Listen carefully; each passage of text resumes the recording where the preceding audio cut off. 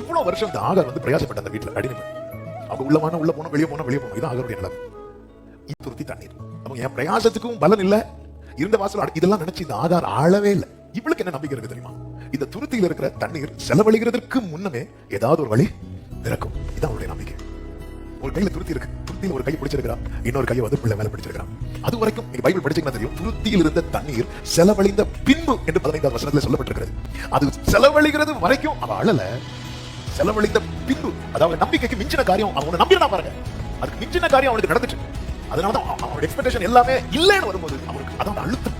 அந்த அழுத்தம் வந்து அழுகை இல்லாமல் மாறவே மாறாது. இந்த ஆகார் போய் உட்கார்ந்தா அதுக்கு முன்னாடி வர கண்ணீர் இருந்தது. அதன் பிறகு எப்படி மாறுது தெரியுமா? தண்ணீர்னு மாறுது. அதன் அர்த்தம் என்ன? ஆமே, கண்ணீர் வந்து ஆமே வலியின் அடையாளம் என்றால் தண்ணீர் வாழ்வின் அடையாளம். ஹல்லேலூயா. உங்களை வலியின் அடையாளமாகவே இந்த உலகம் பார்க்கலாம். கர்த்தர் இடைப்பட்டால் வலியின் அடையாளம் எல்லாம் வாழ்வின் அடையாளமாக மாறும். ஆமே, கண்ணீர் என் கடந்த காலமாகும், தண்ணீர் என் எதிர்காலமாகும்.